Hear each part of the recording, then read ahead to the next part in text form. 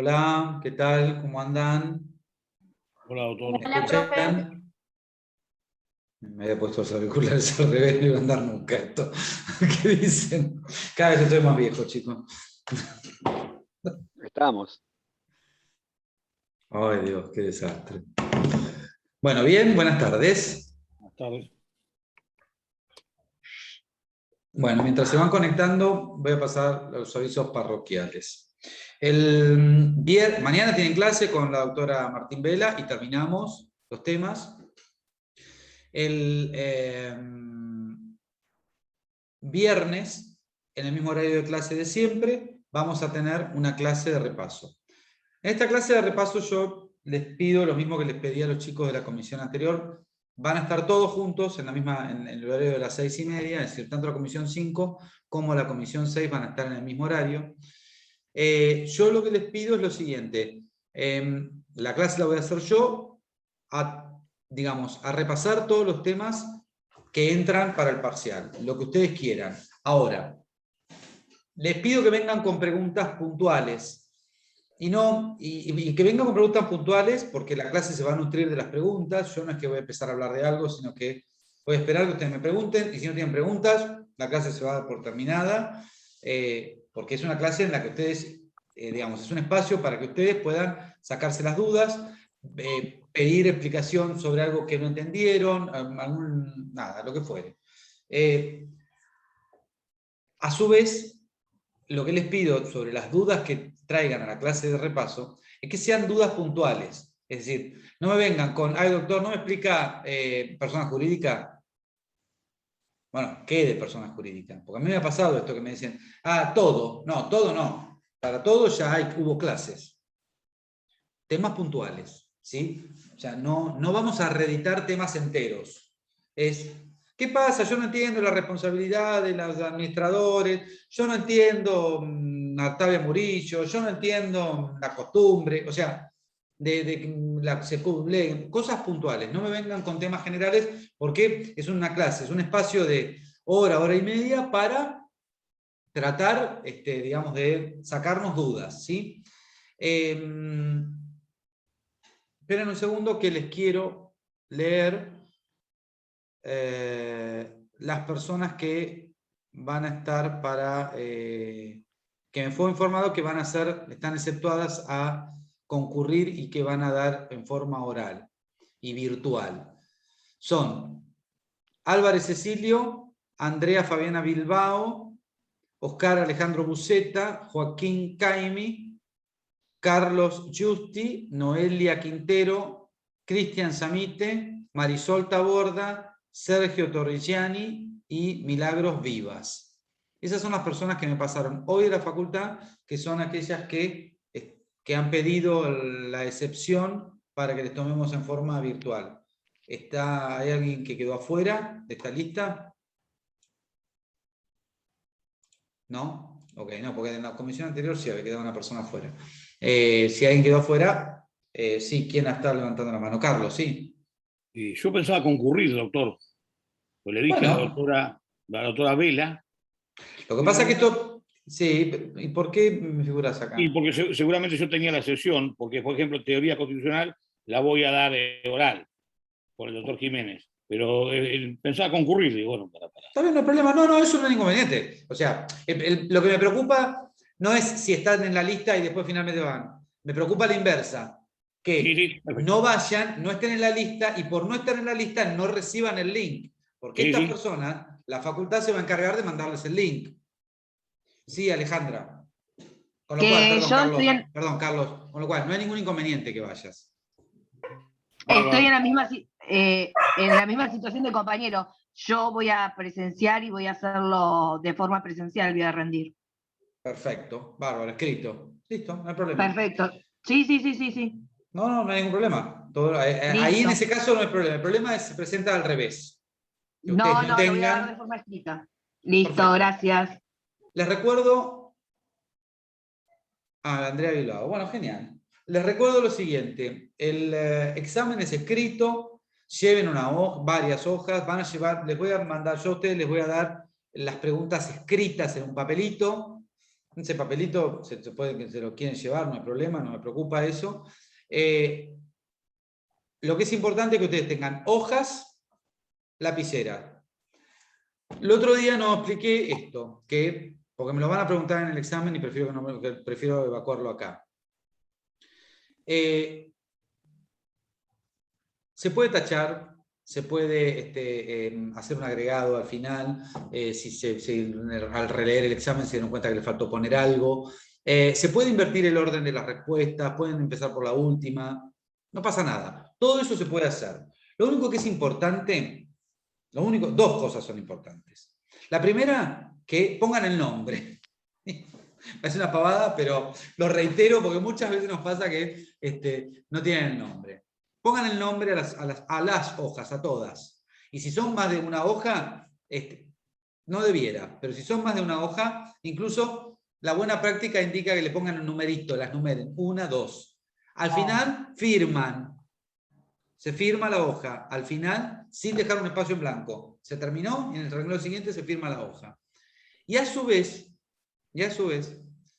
si ustedes hacen alguna tachonada, que está perfecto, no hay ningún problema, no se puede equivocar, lo que fuere, o si hacen algún agregado que se pueda seguir, es decir, si ustedes quieren hacer un agregadito, por ejemplo, a la pregunta 3, al final, le ponen a donde termina lo que habían escrito arriba, sigue al final, con una llamadita, y le ponen al final, sigue pregunta 3, y la siguen escribiendo.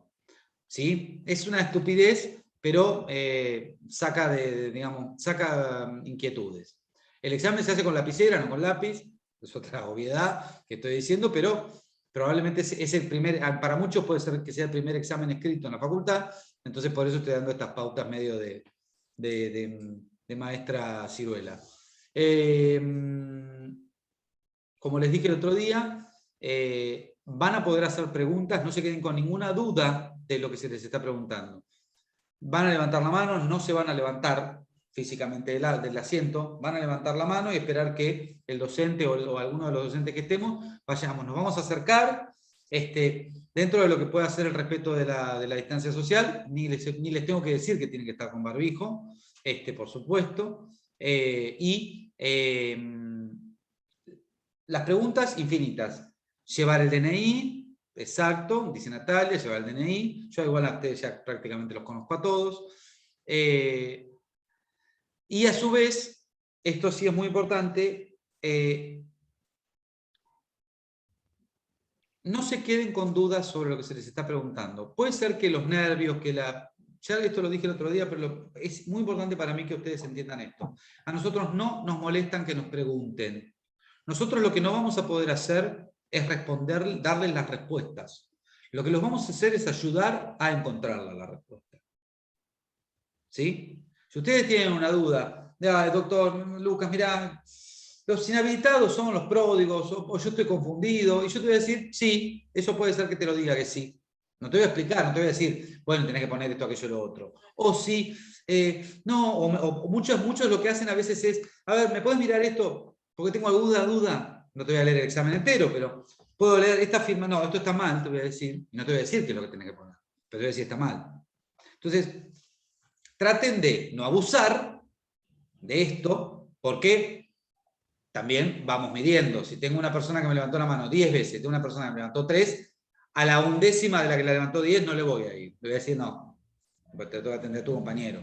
¿Sí? No abusen, pero no se queden con dudas. Esto es muy importante para dar un examen.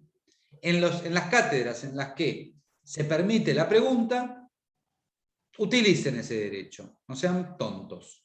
Porque muchas veces las respuestas las saben, pero se confunden con lo que les estamos preguntando. Creo que esto me he dado cuenta miles de veces que sucede. ¿Sí? Creo que... A ver, espérenme un segundo. Voy a cometer la maldad de decirles que el examen ya lo tengo hecho. Y lo estoy abriendo en este exacto momento en mi computadora. Y quiero ver cuántas preguntas hice al final. 6 preguntas son.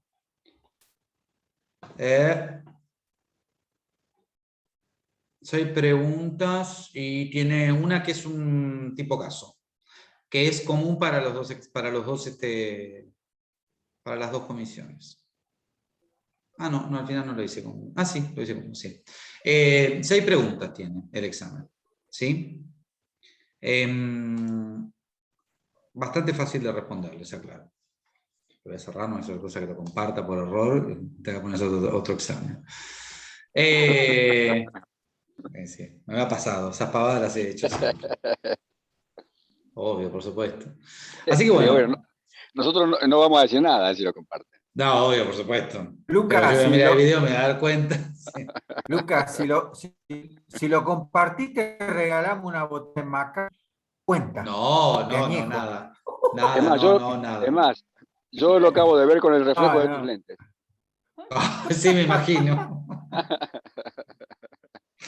Una joda. Quería agrandar la pantalla, pero no podía. Obvio. Bueno, nada. Más o menos estamos en tema. Los que dan... ¿En qué aula va a ser el parcial? yo creo que se los mandé ya, chicos, eso. Es en uno de los últimos pisos. Fíjense que están en algún lado. Miren para arriba como tendría que hacer yo. Para buscarlo, porque yo eso sí lo dije. Profe, acá tengo Sí. lo que dijo. Dice aulas, ¿me escuchás? ¿Me escuchan? Sí, Hola. perfecto. Sí. Aulas, pinacoteca y posgrado. Ir con tiempo. Sí, porque están arriba esas aulas. Sí, eso. Sí, pero vayan con tiempo. Si el examen de ustedes es 6:30, yo les recomiendo que vayan a las 6. ¿Sí? Va a estar terminando el otro curso. Para lo que no conozco, porque debe haber alguno de ustedes que no han ido nunca a la facultad.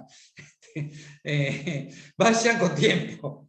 Porque la parte de la facultad tiene un solo ascensor y 2 escaleras. Así que vayan con tiempo.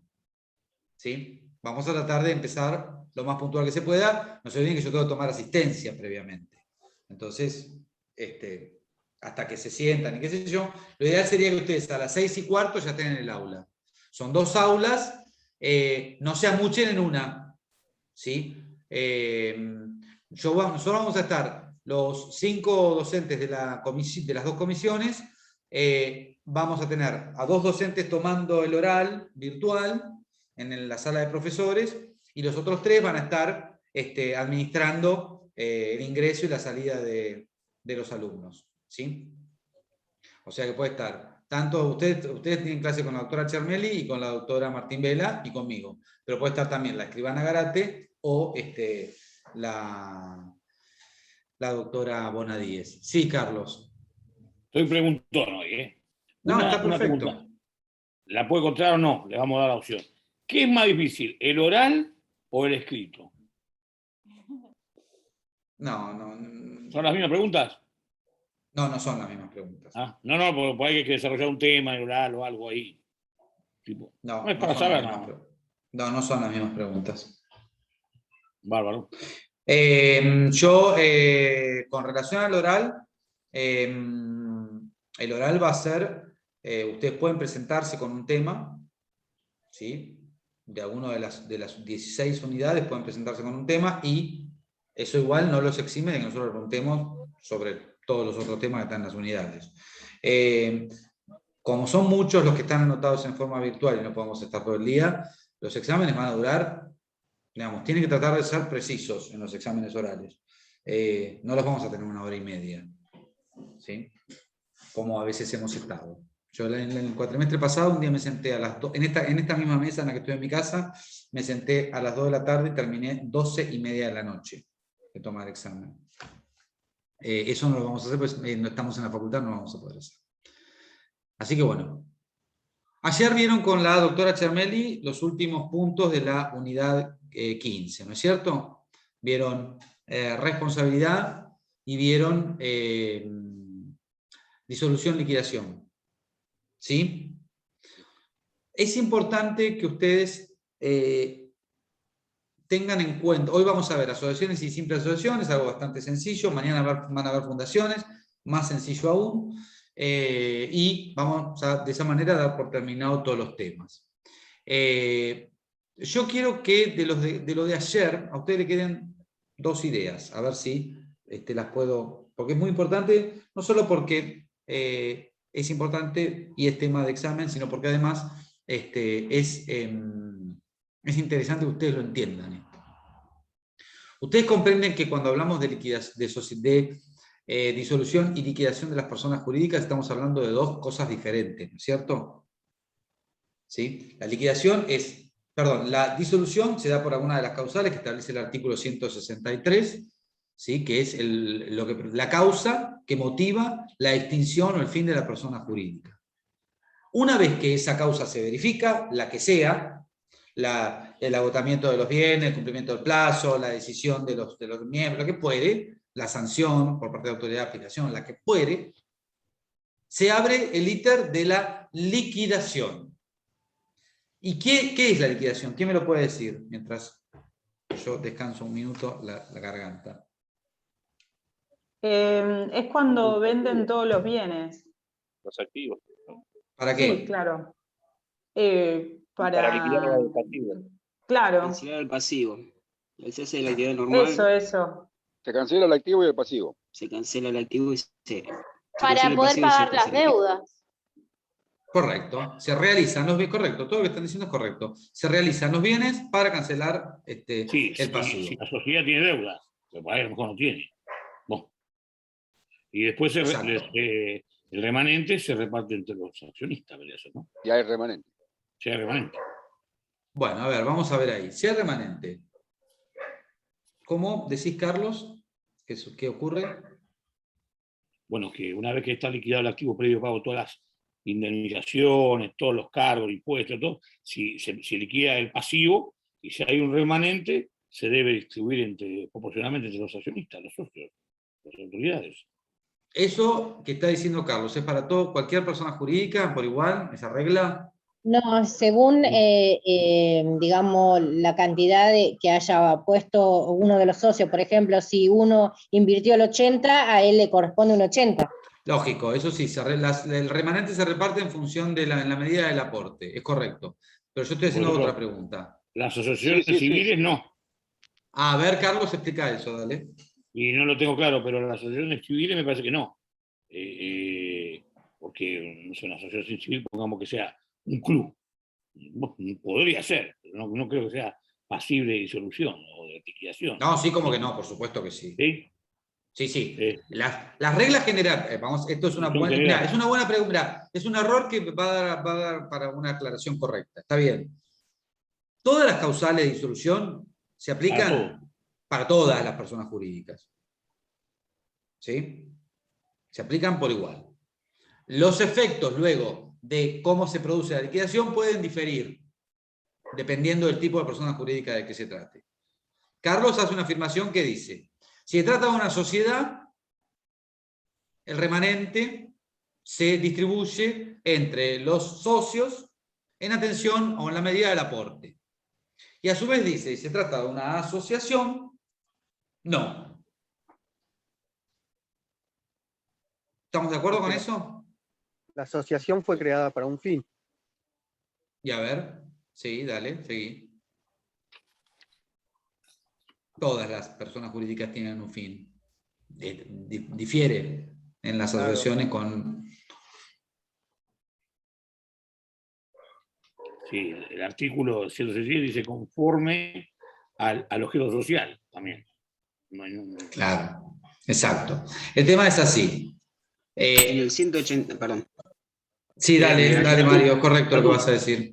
En el artículo 185 dice que el patrimonio resultante de la liquidación no se distribuye entre los asociados. En todos los casos de darse el destino previsto en el estatuto y a falta de previsión, el remanente debe destinarse a otra asociación civil domiciliada en la República Argentina, objeto igual o similar a la liquidatoria.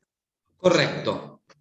Esa es una modificación que trae el Código Civil y Comercial. El código vigente, el código derogado no lo contemplaba específicamente a este 185, decía sus estatutos, y se discutía si existía la posibilidad de que se distribuyese en las asociaciones civiles el remanente entre los asociados en la medida del aporte.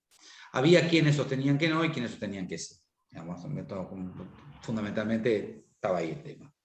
En general se sostenía que no, porque La asociación, tal como lo vamos a ver ahora, tiene por objeto un fin que no sea contrario al interés general.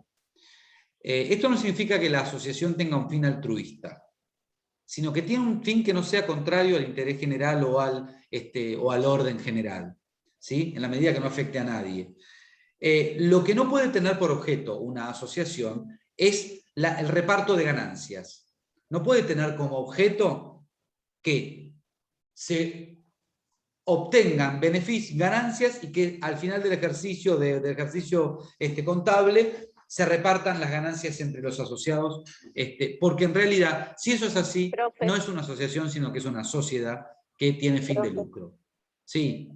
Entonces, para que me quede claro, entonces lo que dice es que en las asociaciones, si son civiles y sin fines de lucro, no se puede obtener algo a través de esa sociedad y después repartirse eso que obtuvieron sin fines de lucro a través del Estado. Eso no se puede hacer. No necesariamente, no es tan así lo que está, no. Vamos a hacer precisiones, Sí. Natalia. Espérate que estoy sin los lentes y no veo tu nombre, Natalia. Vamos a hacer algunas precisiones. La asociación civil no es una sociedad, punto. Segundo tema. El patrimonio de una asociación civil puede tener parte de participación del Estado, como no. Puede tener una parte que le haya dado el Estado y otra parte que no. Y muchas veces va a estar hecho, en general, el aporte por parte de los fundadores y de los miembros asociados que luego se incorporan. El tema es que la asociación no tiene un fin de lucro en el sentido de que no tiene por finalidad realizar una actividad que produzca ganancias y que estas ganancias luego se distribuyan entre los asociados. Porque esto que acabo de decir es característico de una sociedad. Entonces, al no tener como objeto social el reparto, realizar una actividad que implique reparto de ganancias, ¿sí? Es lógico que en la liquidación, si queda un remanente, la ley le prohíba repartirse entre los asociados ese remanente.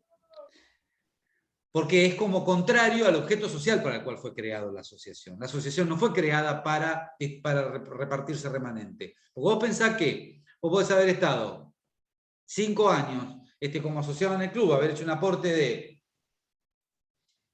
5.000 pesos por año de cuota social, ¿sí? Y luego el patrimonio remanente son 10 millones de dólares que se reparten entre 100 personas. Bueno, no, porque estarías enriqueciéndote. Y además estarías saliendo de una persona jurídica con un reparto de ganancias que no era el objeto social de esa persona jurídica. Entonces, para cerrarlo, la liquidación consiste en la realización del activo para pagar las deudas y el remanente, si queda, si se trata de una persona que tenía fin de lucro, se reparte entre sus socios en la medida del aporte, es decir, en forma proporcional a su aporte.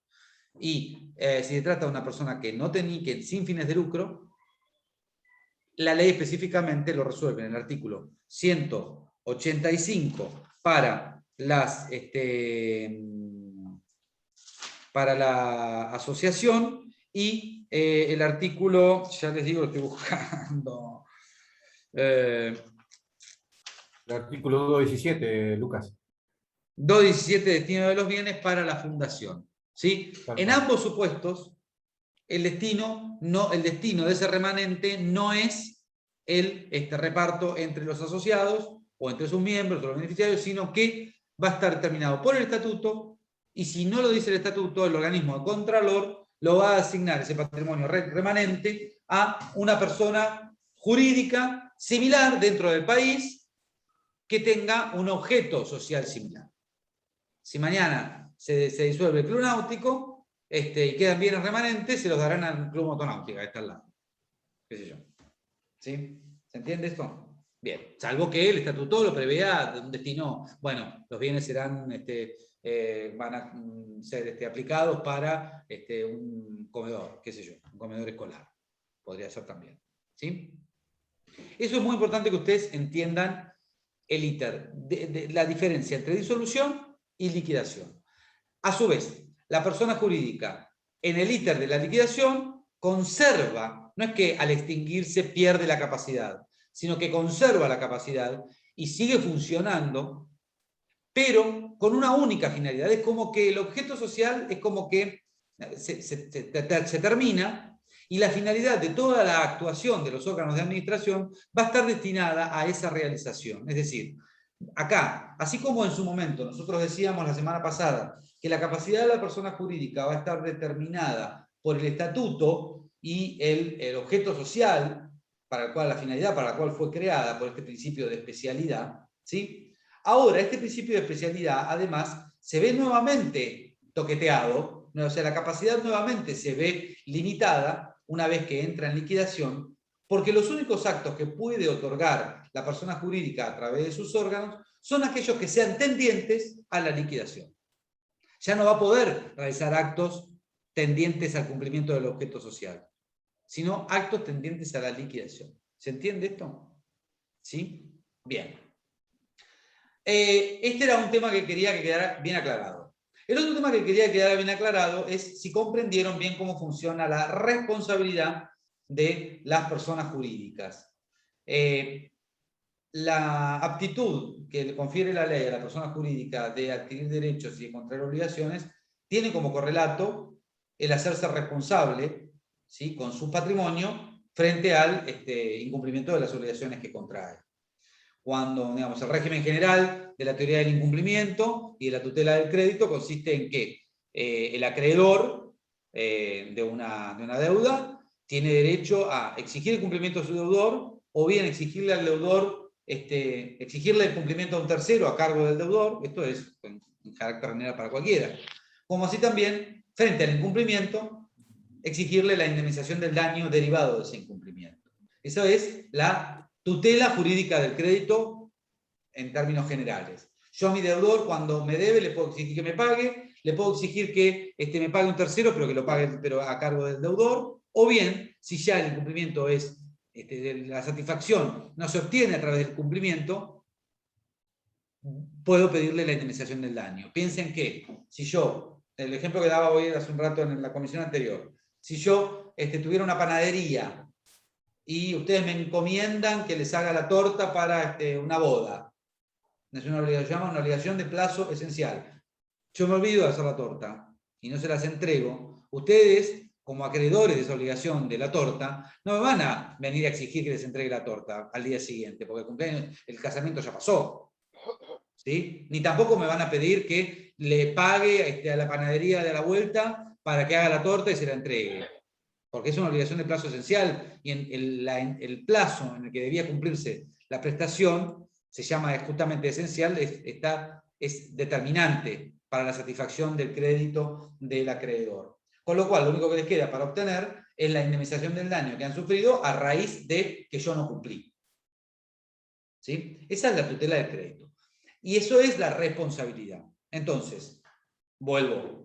La persona jurídica es responsable por el incumplimiento de sus obligaciones. Y eso es lo que quiero que entiendan. ¿Comprendieron cuál es la diferencia, cuál es el alcance de la responsabilidad contractual, de la extracontractual, cómo funciona en 1753? ¿Todo esto lo entendieron o no? Ayer. Sí. Ahora me quedó duda, ¿Quién me habla? Adriana. Ay, ¿por qué O no me sea, ayer contestas? pensé que lo había entendido, pero con esto ya no. Porque es otra visión. A ver.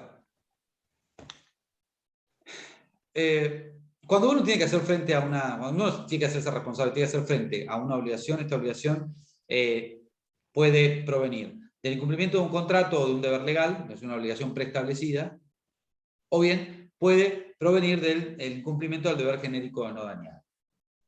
Es decir, puede ser lo que se llama.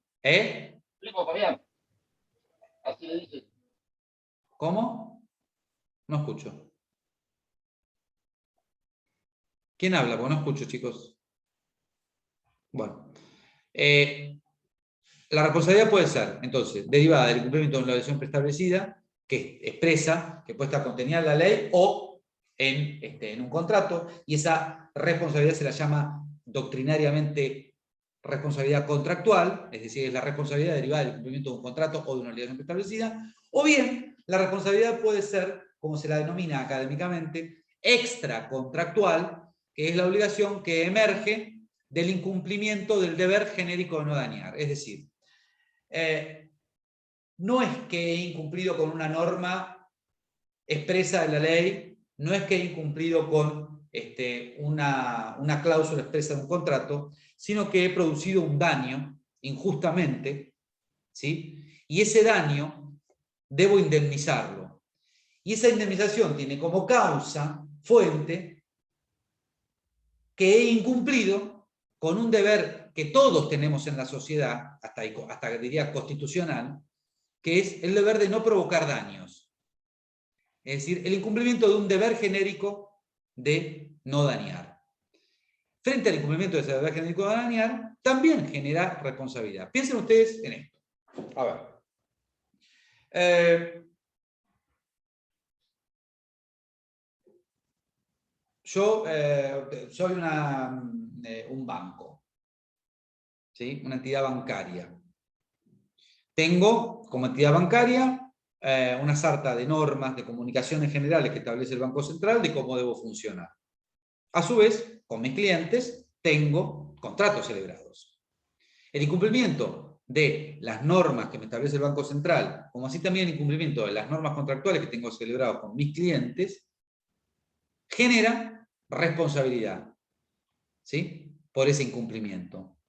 Porque le provoco daños a mis clientes, ¿sí? Cobrando intereses abusivos o no cubriéndoles un seguro o lo que fuere, o no cubriéndoles un cheque cuando debía cubrírselo, pensando, ¿no?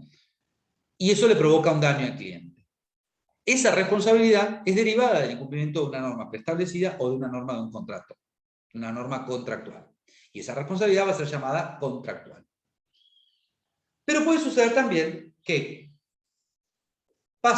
entre al banco una persona que no es clienta del banco, entre al banco y haya una baldosa floja o una escalera que recién está con agua y no pusieron un cartel de advertencia de que estaban limpiando, la persona se cae y se rompe la rodilla.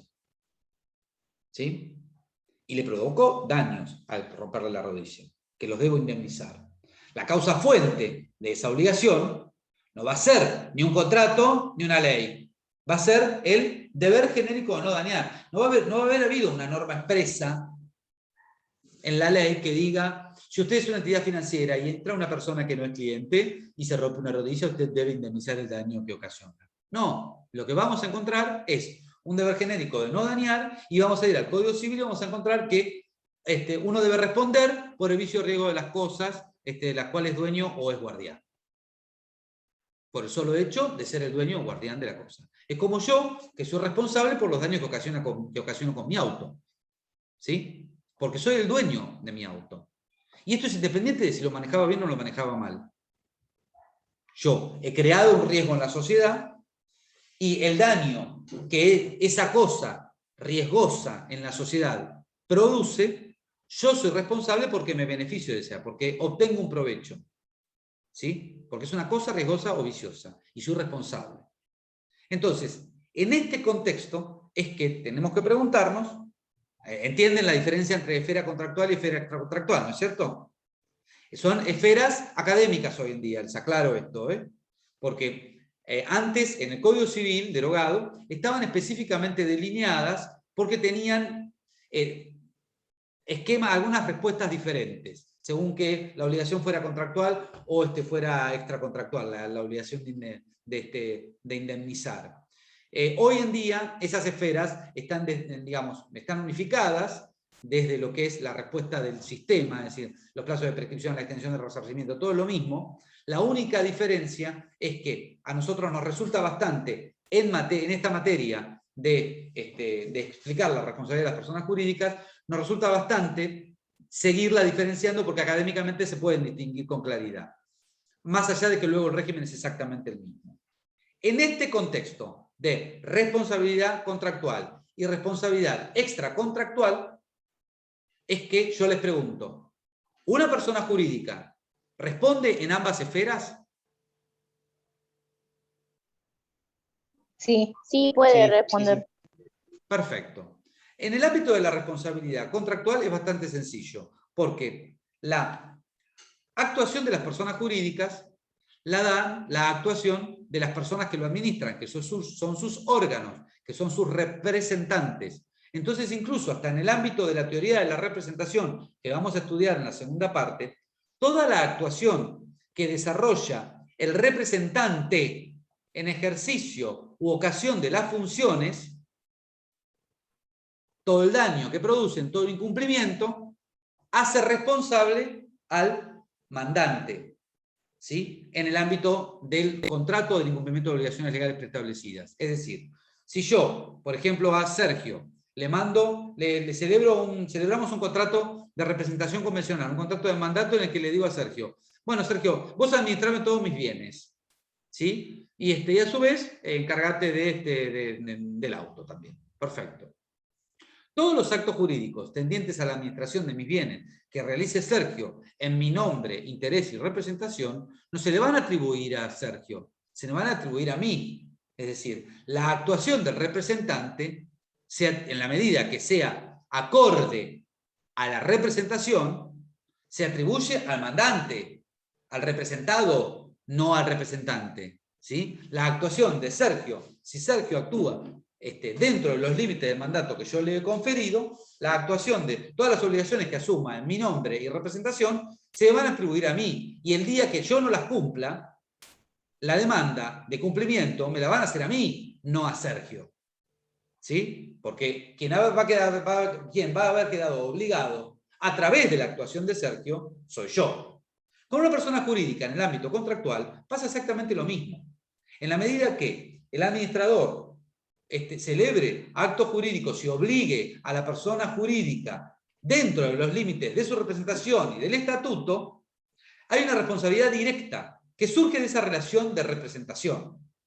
¿Sí? Y no hay mucho más para explicar que eso. La cuestión más difícil está en la responsabilidad extracontractual. Por dos motivos. El primero y principal, porque la teoría de la representación, de esta manera que la acabo de explicar, no es posible aplicarla respecto de la responsabilidad extracontractual. Porque la responsabilidad extracontractual supone la comisión de ilícitos. Ojo, y cuando hablo de ilícitos no estoy diciendo delitos penales, estoy diciendo ilícitos en general, una ilicitud material en general del incumplimiento del deber genérico de no dañar. Piensen ustedes en, no sé, un chofer de colectivo que con el colectivo de la empresa atropella a una persona. ¿Sí? O piensen ustedes en el director de una sociedad que va en el acto de la sociedad yendo a ver a un proveedor y choca y mata a una persona. ¿Sí? Entonces, no puede haber, la teoría de la representación no satisface la respuesta, no nos permite, nosotros no podemos encontrar en la representación el motivo por el cual vamos a ser responsables a la persona jurídica. Porque la representación no puede tener por objeto la realización de delitos o la comisión de ilícitos. Es decir, yo a Sergio lo que le puedo encomendar es que me gestione actos lícitos. Lo que yo no le puedo encomendar a Sergio que cometa delitos. Porque si lo hago, esa cláusula es nula. Y yo no le puedo exigir el cumplimiento a él y él no va a poder cometer delitos para imputármelos a mí. Entonces, trasladado esto a la cuestión de la persona jurídica, no se puede aplicar la figura de la representación para atribuir responsabilidad extracontractual a la persona jurídica. Entonces, digo, bueno, vamos a responsabilizar a la persona jurídica, pero ¿cómo hago? Porque en realidad, en general, la actuación en el ámbito extracontractual es siempre a nivel psicológico. Es decir, siempre hay un factor psicológico que tiene que ver con la culpa o con el dolo. Es decir, yo puedo provocar el daño porque deliberadamente quiero dañar, entonces realizo una conducta o tanto comisiva u omitiva, es decir, una omisión o una comisión, con la finalidad específica de provocar el daño deliberadamente. Quiero causar el daño. Tengo dolo intención, se llama eso. Provoco el daño a sabiendas de que lo voy a provocar. Pero bueno, ahí hay un factor psicológico que está funcionando. O bien, provoco el daño porque he sido negligente, he sido imprudente y no he asumido, no he tenido en cuenta la totalidad de las circunstancias de tiempo, lugar y persona, y circunstancias que me enmarquen un obrar diligente. Entonces, en ese caso, el daño no se produce porque quiero, sino porque no he sido prudente o he sido negligente. Pero eso también requiere un análisis subjetivo. Análisis que a la persona jurídica no se le puede exigir, porque la persona jurídica no tiene cerebro subjetivo, o sea, no tiene psiquis. Entonces, esto llevó, digamos, este problema hizo que en la primera etapa del Código Civil, en la primera redacción de Vélez, se considerase que la persona jurídica no tenía responsabilidad extracontractual.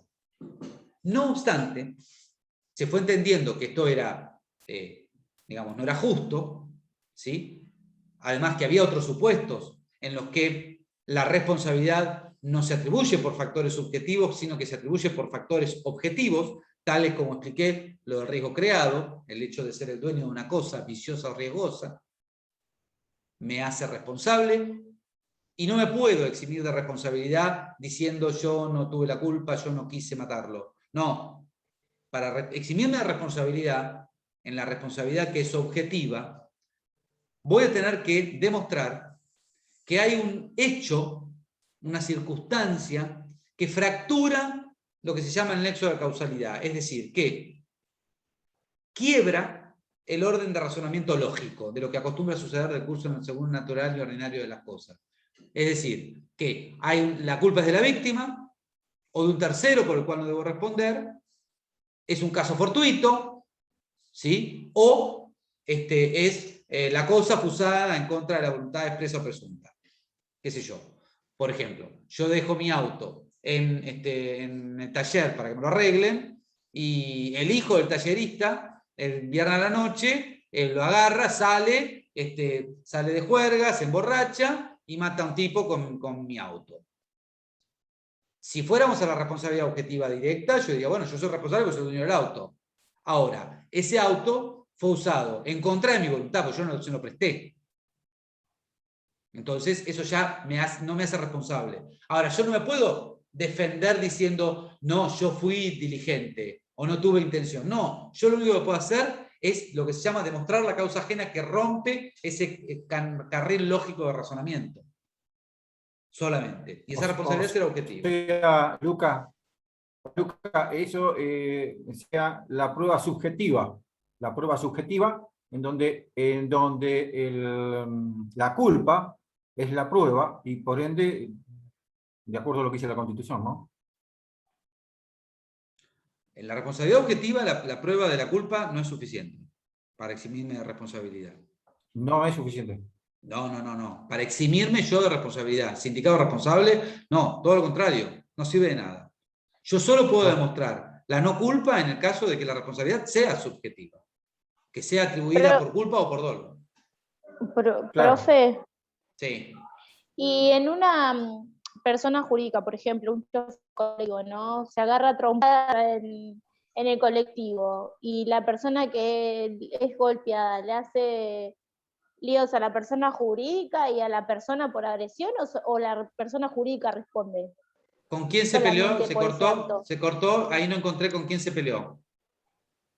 Claro, por ejemplo, un colectivero se agarra a piñas con un pasajero. Ahí está, entendí. O sea, sí, perfecto. la persona que... Sí, ya entendí. La persona Ya entendí la pregunta, ahí lo entendí. La pregunta que hace Natalia es correctísima. ¿Por qué digo que es correctísima? Porque, para resolverlo esto, la persona jurídica en el ámbito extracontractual responde no en forma directa, como lo hace en la responsabilidad contractual, sino que lo hace en forma indirecta, sea a través de la actuación de sus dependientes, como el caso que señala Natalia del colectivero, o sean a través de la actuación de las personas que lo administren y provoquen el daño en ejercicio o vocación de sus funciones. Piensen ustedes en un director de una sociedad anónima que, utilizando el auto de la persona jurídica, mata a alguien. ¿Sí? Hay un ejercicio u vocación que da, de la función que da para que ese daño se produzca. Pero a su vez también la responsabilidad puede surgir de las cosas, por el hecho de por las cosas o por el riesgo o vicio de las cosas de que la persona jurídica es la dueña o la guardadora. ¿Sí? Y en el caso de la responsabilidad, que se haga la responsabilidad refleja, es decir, a través de la actuación del dependiente o de la persona que lo administre, yo, víctima, dañada, tengo que demostrar que mi daño tiene como autor a ese dependiente o a ese administrador. Por eso, cuando uno demanda por daños y perjuicios a una persona jurídica en el marco de la actuación de un dependiente o de un administrador, tiene que además demandar a esa persona humana. ¿Sí? Porque yo tengo que demostrar que ese daño que sufro reconoce como autor a ese dependiente o a esa persona que la dirige, a la persona jurídica. En esos términos, a través de la responsabilidad que se llama indirecta o refleja, es que la persona jurídica responde en el ámbito extracontractual. En el ámbito contractual responde de forma directa, porque la actuación del órgano se le atribuye directamente a la persona jurídica, a través de la teoría de la representación. Entonces, se puede dar los dos casos. ¿Qué dos casos, O sea, Natalia? claro, que la persona jurídica actúa y prevé las dos situaciones.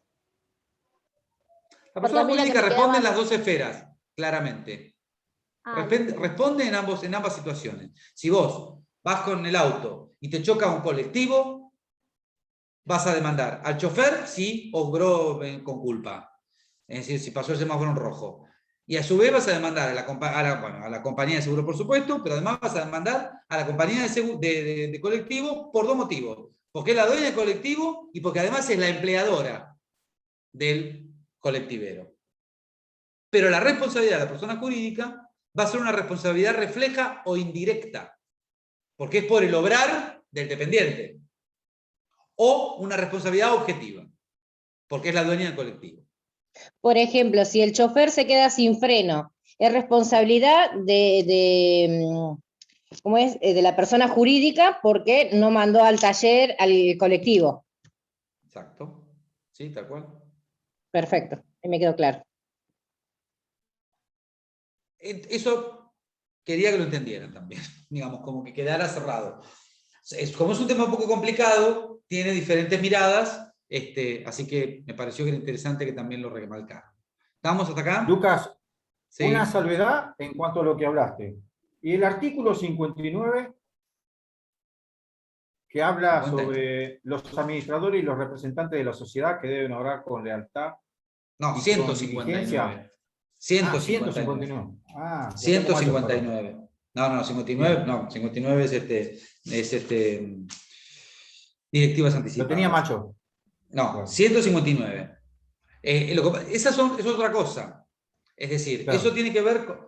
Una cosa es la responsabilidad de la persona jurídica y otra cosa es la posibilidad de la concurrencia o no de la responsabilidad del administrador.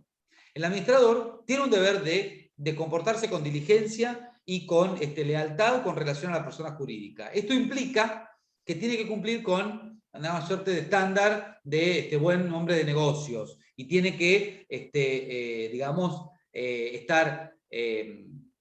tener las suficientes habilidades, experticia, para dirigir a esa persona jurídica. Yo, como decía en la comisión anterior, yo no soy muy futbolero, así que yo no podría ser el presidente de un club de fútbol. ¿Sí? Porque no tengo esa experticia. No conozco el negocio del fútbol y no soy muy futbolero. Ahora, para otras personas jurídicas sí probablemente tendría ese deber. Podría cumplir con ese estándar. La responsabilidad del administrador es una responsabilidad que puede ir digamos, es una responsabilidad diferente, pero que puede encontrarse con la responsabilidad de la persona jurídica. Es decir, el administrador va a responder frente a terceros, frente a los asociados y frente a la persona jurídica, cuando su actuación le provoca daños a la persona jurídica. Es decir, acá cuando hablamos de la responsabilidad de la persona jurídica, lo que estamos hablando es de los daños que tiene que hacer frente la persona jurídica por el incumplimiento de los contratos o de los deberes legales específicos o por el incumplimiento del deber genérico de a través de sus representantes o dependientes o de las cosas. Perfecto. Es distinto de la responsabilidad del administrador. ¿Sí? Seguimos. Bueno, estamos hasta acá. Esto quería que les quedara como en claro. Vamos a ver rápidamente asociaciones y simples asociaciones, y mañana van a ver fundaciones con la doctora Martín Vela. Las asociaciones están contempladas a partir del artículo 168 del Código, y en definitiva lo que dice es que se trata de una unión de individuos que se constituye con el objeto de realizar un fin que no sea contrario al bien común, es decir, que no sea contrario al interés general y que sea principalmente no lucrativo. No lucrativo. Esto implica 168. 168. Esto implica que no haya reparto de ganancias entre sus miembros, aunque las actividades puedan producir bienes jurídicos económicos. Se caracterizan por el fin no lucrativo. ¿Sí? No lucrativo. Ahora, esto no significa que el fin tenga que ser altruista. Es decir, esto es importante que entiendan que una asociación no tiene por objeto... ¿Qué es altruista? Perdón, altruista es desinteresado, que sea de solidaridad en términos de humanos, no en términos jurídicos, que sea el bien común, ¿sí? O el bien de determinados vulnerables, a eso se refiere altruismo. El desinterés y no obtener ningún beneficio para vos. Eso es una conducta altruista, una conducta, la bondad, en definitiva. La asociación no tiene que tener, o sea, la finalidad de la asociación no es un fin altruista. Ese es el fin de las fundaciones. La asociación tiene que tener por objeto una finalidad, o finalidad, un interés que no sea contrario al interés general, al orden general, digamos, al bien común. Pero puede tener un interés meramente particular. Piensen ustedes en, qué sé yo, una asociación de coleccionistas de figuritas, una asociación de coleccionistas de autos antiguos, ¿sí? En realidad no hacen el bien común. Lo que hacen es se juntan para obtener beneficios, obtener réditos, obtener beneficios, obtener determinados ganancias que no se remiten en dinero, sino en satisfacción de intereses comunes, como por ejemplo podría ser qué sé yo, no sé, una asociación de motoqueros de Harley Davidson que obtengan sponsor para hacer un determinado itinerario, o que puedan, de común acuerdo, todos a través de una asociación, obtener mejores precios para los repuestos, o poder hacer determinadas competiciones, carreras, qué sé yo, lo que sea. El punto es que, insisto en esto porque para que lo entiendan, la asociación, pese a ser una persona que no tiene por objeto el reparto de ganancias, eso no implica que no pueda ganar plata, ni tampoco implica que la finalidad que tenga sea altruista. De hecho, puede ganar dinero una asociación, pero lo que tiene que ser característico es que ese dinero no se reparta entre los socios. Porque si se reparte entre los socios, es una sociedad, no es una asociación. Piensen ustedes en el Club Náutico. El Club Náutico, para quien no es socio, puede utilizarlo, puede ir a utilizar las instalaciones del club, puede ir a comer, puede ir a alquilarse una cancha de tenis, puede ir a hacer un curso de timonel, ¿sí? Y todo eso se paga, y el club incluso tiene un beneficio. Ahora, eso no significa que en diciembre, cuando cierran las cuentas, el remanente se reparte entre los socios. Bueno, por las clases de timonel obtuvimos 1 millón de pesos, lo vamos a repartir 5 pesos a cada socio. No, lo que hacen es invertirlo en el club, en beneficio de los socios, pero no se reparten la ganancia. ¿Sí? ¿Entienden esto? Sí. Las asociaciones pueden ser de primer grado, de segundo grado, o también hay asociaciones que se pueden constituir bajo formas de sociedades. Las asociaciones de primer grado, esperen un segundito, acá, disculpen, ya está. Las asociaciones de primer grado pueden estar constituidas por personas humanas o incluso por personas jurídicas. Por personas humanas, piensen ustedes en cualquier club. Es decir, las asociaciones tienen un amplio desarrollo en todo lo que tenga que ver con actividades educativas, actividades culturales, actividades deportivas, religiosas, en todo lo que es lo que antiguamente se llamaba las fuerzas vivas de la sociedad o de la comunidad. Ahí es a donde tienen el ámbito de actuación las asociaciones, por eso es que hay un sinfín de asociaciones y probablemente sea de las personas jurídicas de mayor trascendencia y mayor desarrollo en las sociedades modernas. Pero como les digo, así como pueden estar constituidas sus miembros pueden ser personas humanas, piensen ustedes en un club, también puede estar constituido por personas jurídicas. Piensen ustedes en una cámara empresarial. Es decir, la Cámara de Textil de Mar del Plata está constituido por todos los empresarios marplatenses. Que, ojo, esos empresarios marplatenses, la industria marplatense puede estar en general constituida bajo formas societarias. Pueden ser sociedades, que es lo más normal del mundo, que sean las socias de las cámaras empresariales. Luego están las asociaciones de segundo grado, que son aquellas asociaciones en las que nuclean las asociaciones de primer grado, como por ejemplo una federación de fútbol. La AFA es una asociación de fútbol argentino, es una asociación, pero de segundo grado, porque sus miembros no son personas físicas, personas humanas o personas jurídicas, sino que son, o sea, personas jurídicas que no sean asociaciones, sino que son justamente clubes que están reunidos bajo formas de asociación. Y luego hay asociaciones que se constituyen bajo una forma societaria. Eso no es muy común, pero puede suceder que una asociación, en la medida que siempre respeta ese objeto social que no sea la satisfacción de los intereses de los miembros, que no sea contrario al bien común, puede igualmente constituirse bajo alguna de las formas societarias de las sociedades comerciales, por así decirlo, que establece la Ley General de Sociedades. Puede constituirse bajo una sociedad anónima, puede constituirse bajo una sociedad de responsabilidad limitada, o lo que fuere, pero van a seguir siendo asociaciones siempre que no tengan como objeto el reparto de ganancias. Pues si tienen como objeto el reparto de ganancias, van a ser sociedades y no asociaciones. ¿Se entiende esto? Bien. Sí. La asociación se constituye por instrumento público y requiere autorización del Estado para funcionar y está sometida a un control permanente de la autorización estatal.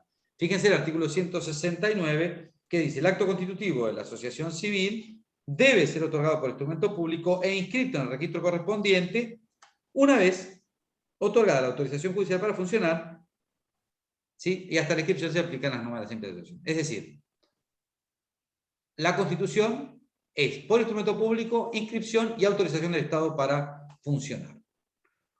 Recién ahí hay asociación civil. Hasta tanto estos pasos no se cumplen, hay simple asociación, que de eso vamos a hablar al final. ¿Cuáles son los órganos de gobierno? Los órganos de gobierno clásicos de una asociación son 3. La asamblea, el órgano administrador y el órgano de control.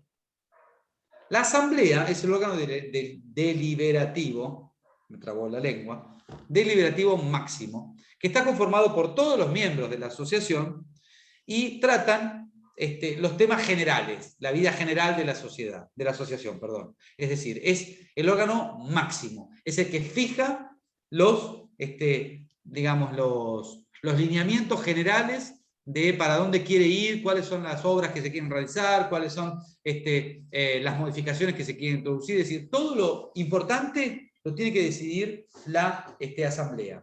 La asamblea se reúne en forma ordinaria, puede ser asamblea ordinaria, pueden ser asambleas extraordinarias, para, cuando son convocadas, para tratar temas puntuales, un orden del día puntual que no sea el orden general de aprobación de cuentas y de designación de autoridades, que eso se hace periódicamente. Todo esto igualmente está diseñado por el estatuto, ¿no?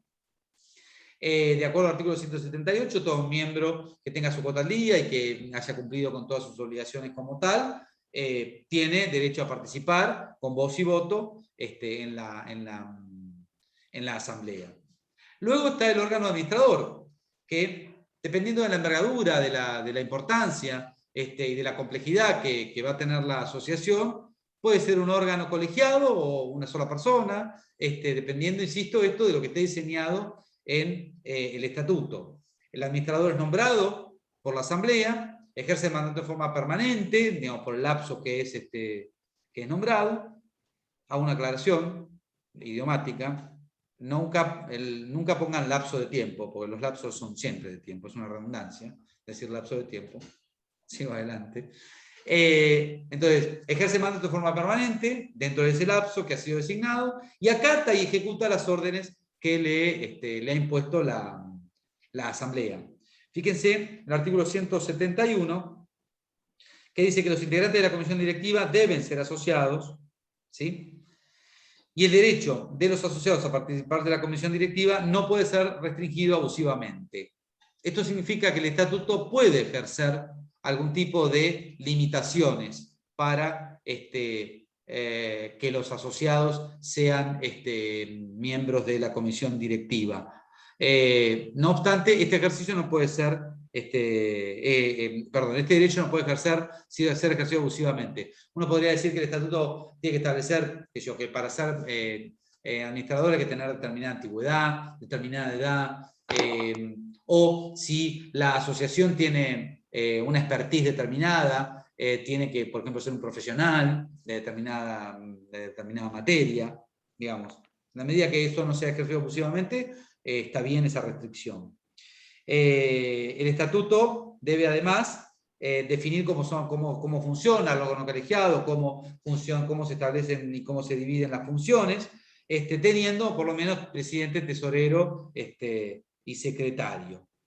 Y el resto de los miembros tienen el carácter de vocales. Luego existe un órgano de fiscalización, que nuevamente, dependiendo de la envergadura, puede ser un órgano, una única persona, un órgano colegiado, que puede ser a veces un órgano externo, si es bien compleja la asociación, puede ser un órgano externo a la propia asociación. Lo que sin duda no puede haber es que se repitan los miembros en el órgano de fiscalización y el órgano de administración. Es decir, el órgano fiscalizador no puede estar compuesto por los mismos miembros que el órgano de administración, porque eso implicaría que se revisan a sí mismo, porque el órgano de fiscalización justamente lo que tiene es que controlar, revisar, vigilar el cumplimiento que hace el administrador de la ley y del estatuto. La actuación está marcada en los artículos 172 y 173.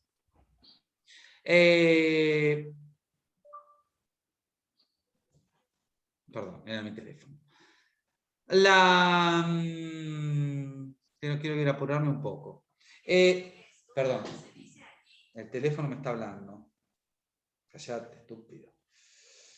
¿Qué más? Bueno, ya hablamos de la disolución. Esto es importante. La disolución de la asociación se produce por cualquiera de las causales que se establecen en términos generales, y cuando se reduce el número de miembros. El número de miembros. Exacto, cuando se reduce el número de miembros, de acuerdo a lo que establece el artículo 183, la ley le dispone un plazo de 6 meses para que vuelvan a tener la cantidad de miembros suficiente para poder seguir funcionando. ¿Y cuál es ese número de miembros? Es una situación bastante particular porque dice cuando se reduzca a un número inferior a la totalidad de los miembros titulares y suplentes de la comisión directiva del órgano de fiscalización. Es decir, si ustedes tienen un órgano de fiscalización de 3 miembros y 2 suplentes, y un órgano de dirección de 3 miembros y 2 suplentes, es decir, de 10 personas, cuando haya menos de 10 personas como miembros asociados, se produce la disolución. Tiene un plazo de 6 meses desde que esto ocurre para capturar nuevos asociados. Si esto no ocurre, se produce la disolución.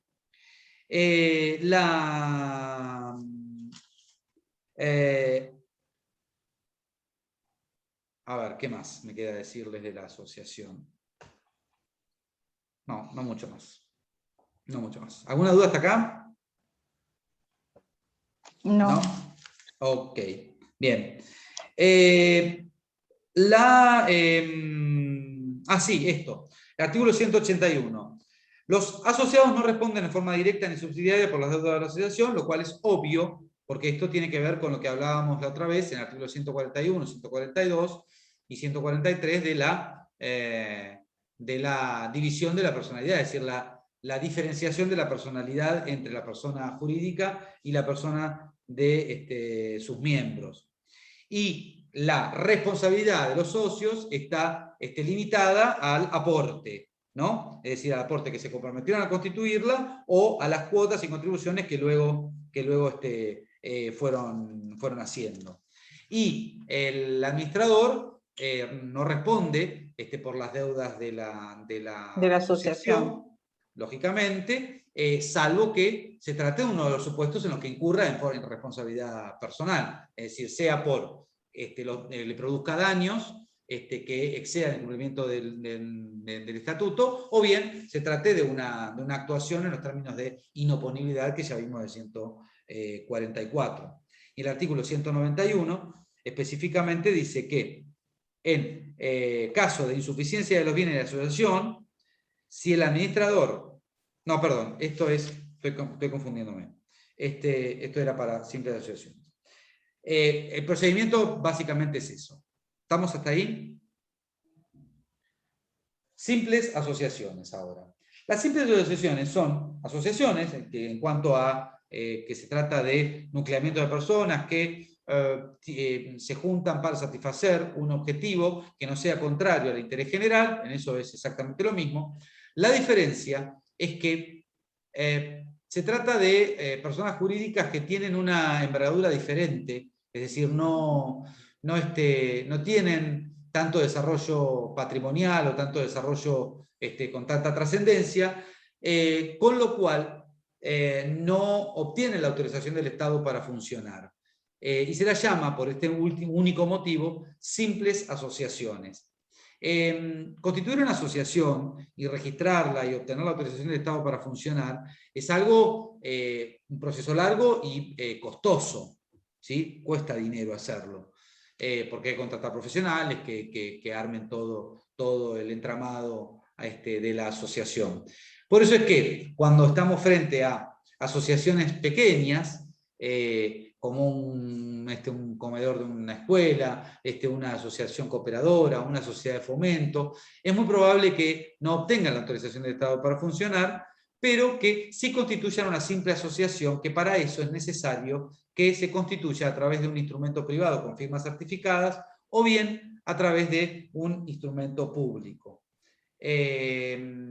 Si esto no ocurre, no se trata de una simple asociación, sino que será una simple asociación de hecho, que no es una persona jurídica. Para ser persona jurídica, la simple asociación lo que necesita es constituirse a través de un instrumento público o un instrumento privado con firma certificada, y la simple asociación comienza su existencia desde el momento que se otorga este acto. La diferencia entre la simple asociación y la asociación fundamental es que no obtiene la autorización del Estado para funcionar. Frente a terceros, la responsabilidad de los miembros... Una pregunta, Mario. Sí. Instrumento público vendría a ser un acta de de formación o algo así. ¿Un acta de? De formación de asociación, digamos. Sí, a través de un escribano. Claro, ese sería el instrumento público o privado, ¿no? Es un instrumento público, lo vamos a ver en la segunda parte, instrumentos. Okay. Instrumentos públicos son los instrumentos que constan por escrito. La certificación. No, certificación no. Okay. Instrumentos que constan por escrito, que son otorgados ante un oficial público en el ejercicio de su competencia y de sus funciones. Un instrumento público no es solo lo que otorga un escribano, sino que instrumento público es también una sentencia judicial, un acta de matrimonio, ¿sí? Es decir, son todos aquellos instrumentos que se otorgan en presencia de un oficial público en el ejercicio de sus funciones, en la competencia tanto territorial como en la materia. Yo no puedo ir a un juez a que me case ni a un escribano a que me case. Tengo que ir a titular registro civil para que me case. Pero solo puede ir a un juez para que me divorcie. ¿Sí? Y esos instrumentos a donde constan todos estos actos son instrumentos públicos. Lo que pasa es que depende de la competencia del funcionario para que sean válidos o no. Yo no puedo ir a pedirle a cualquier cosa. ¿Sí? Entonces, para constituir una simple asociación es necesario un instrumento público o un instrumento privado, que es un instrumento en el cual no interviene el oficial público en el otorgamiento. Lo único que hace el instrumento privado, lo único que hace el escribano o el funcionario público es certificar la firma.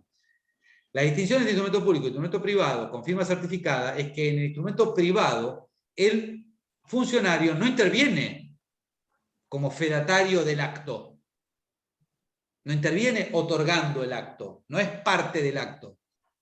Lo único que hace es dar fe de que quienes firman ese instrumento son quienes dicen ser. Y chao, nada más. Certifican la firma, pero no el contenido, ni otorgan el acto. En el instrumento público sí, son otorgantes del acto. ¿Se entiende la diferencia? Sí. Sí podés decir que la certificación de firmas es un instrumento público. Pero la certificación en sí, eso no convierte al acto certificado en instrumento público. ¿Sí? Bien, sí. Bien, perfecto. En cuanto a lo que es la responsabilidad de los miembros y los administradores, hacia los terceros se aplica el mismo principio que para asociaciones, es decir, los asociados no responden, ni en forma directa ni en forma subsidiaria. No responden, su responsabilidad está limitada al aporte. ¿Sí? De todos modos, en caso de insuficiencia, si estamos frente a un supuesto de asociación simple, que es la asociación que no se constituye, una asociación de hecho, que es una asociación que no se constituye bajo instrumento público ni instrumento privado con firma certificada, acá sí el artículo 191 que había citado Maloy, establece que en caso de insuficiencia, el administrador y todo aquel miembro que de hecho administra es solidariamente responsable, ¿sí?, por las decisiones que se toman en su administración. Esto implica que el otorgamiento del instrumento público o del instrumento privado con firma certificada para la constitución de la persona jurídica es importante a los fines de la responsabilidad. ¿Sí? Sí. Con que ustedes entiendan esto, me basta.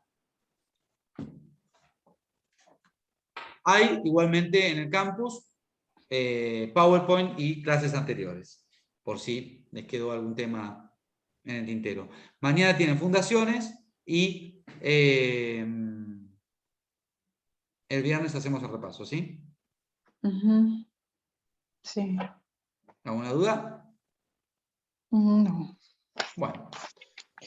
Lucas, a mí me quedó dudas, por ejemplo, o no alcancé a entender la de tercer grado, las asociaciones de tercer grado. Las asociaciones de tercer grado son las que se constituyen bajo las formas de personas de sociedades. Es decir, están las de primer grado, que son las comunes, las de segundo grado, que son las asociaciones de asociaciones, como la AFA, y luego están las que se llaman de tercer grado, o las terceras, que son en realidad asociaciones que se constituyen bajo formas societarias, adoptando algún tipo de tipo, valga la redundancia, societario, léase sociedad anónima, sociedad en comandita por acciones, sociedad alguna de esas, ¿sí? Pero que siguen siendo asociaciones porque el objeto social sigue siendo un objeto no contrario al bien general o al orden general o al bien común. ¿Sí? Sí, ahí me Porque quedó claro. pese a estar, digamos, estructurado bajo una forma societaria, no tienen la finalidad de distribuirse las ganancias, como una sociedad común. ¿Sí? Sí. Bueno. Aquellas personas que tengan algún tipo de duda, alguna cosa, sobre este y sobre todas las unidades anteriores, con dudas específicas, las espero el viernes por este mismo canal, 6:30. Buenas noches. Muy bien, doctor. Buenas noches. Gracias. Chao. Un gusto. Hasta el Gracias. viernes.